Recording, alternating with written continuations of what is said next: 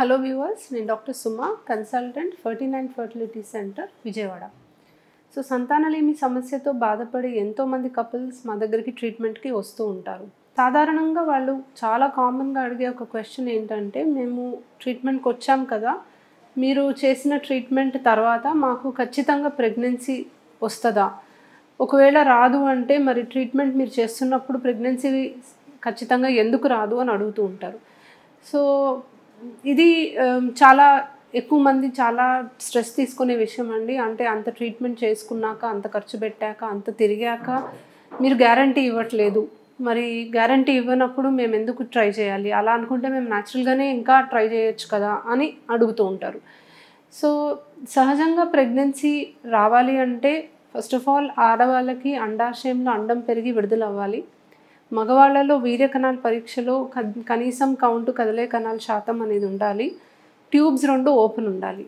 But ఇవన్నీ కూడా నార్మల్గానే ఉన్నప్పుడు ఇంకా కొంతమందికి ప్రెగ్నెన్సీ అనేది రాదు. సో ప్రెగ్నెన్సీ రావడానికి ఎన్నో మనకి అనుకూలంగా ఉండాలి. మనం అన్ని టెస్ట్ కూడా చేయము. సో మనం వీర్య కణాల పరీక్ష చేసినప్పుడు కౌంట్ బాగుందా, కదిలే కణాల శాతం బాగుందా అని చూస్తాం, కానీ స్పర్మ్ క్వాలిటీ ఎలా ఉంది అనేది టెస్ట్ చేయము.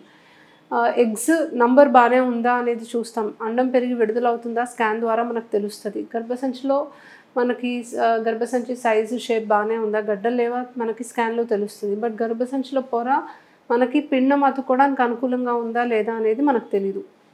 సో మనము ట్రీట్మెంట్ ఇచ్చినప్పుడు గర్భం నిలబడడానికి మనం అనుకూలంగా చేయగలం, కానీ పిండం అతుక్కొని ప్రెగ్నెన్సీ రావడం, ఒక లైఫ్ రావడం అనేది పూర్తిగా మన చేతిలో ఉండదు. సో ప్రపంచంలో మనం ఎక్కడికి వెళ్ళినా కూడా, ఎంత ఖర్చు పెట్టినా కూడా, ఎటువంటి ట్రీట్మెంట్ తీసుకున్నా కూడా 100% గ్యారంటీగా ప్రెగ్నెన్సీ వచ్చే పద్ధతి అనేది లేదు.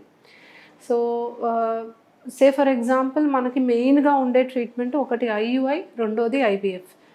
ఐయుఐ అనే ట్రీట్మెంట్లో ఆడవాళ్ళకి అండాశయం నుంచి అండం పెరిగి విడుదలవ్వడానికి మనం టాబ్లెట్స్, ఇంజెక్షన్స్ ఇచ్చి భర్త కణాల్ని గర్భసంచిలోకి అండం విడుదలయ్యే టైంకి పంపిస్తాం.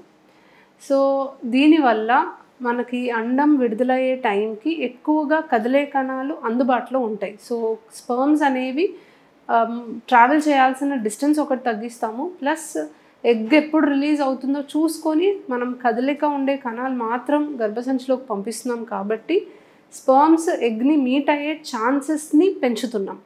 బట్ అలా అని అది ఖచ్చితంగా స్పర్మ్ ఎగ్ కలిసి ఒక ఎంబ్రియో ఫామ్ అయ్యి మళ్ళీ అది వచ్చి గర్భసంచిలో అతుక్కుంటుంది అన్న గ్యారంటీ లేదు. సో వాళ్ళు ఇంట్లో సహజంగా ట్రై చేయడంతో పోలిస్తే అవకాశం పెంచుతున్నాం. అదే మనం టెస్ట్ ట్యూబ్ బేబీ అనే పద్ధతి చేస్తే మనము ఆడవాళ్ళకి శరీరం నుంచి ఎగ్స్ బయటికి తీసి భర్త కణాలతో మనమే కలిపి ఎంబ్రియోని ఫామ్ చేసి, ఫామ్ అయిన ఎంబ్రియోని గర్భసంచిలో పెడతాం. పెట్టిన తర్వాత ఆ ఎంబ్రియో అతుక్కుంటే మనకి ప్రెగ్నెన్సీ వస్తుంది. సో ఐయుఐలో స్పర్మ్స్ని అందుబాటులోకి పంపిస్తున్నాం, బట్ స్పర్మ్ ట్యూబ్లోకి వెళ్ళి ఎగ్ అండ్ స్పర్మ్ కలిసి ఎంబ్రియో ఫామ్ అయ్యి మళ్ళీ ఆ ఎంబ్రియో వచ్చి గర్భసంచిలో అతుక్కోవడం ఇదేది మన కంట్రోల్లో ఉండదు.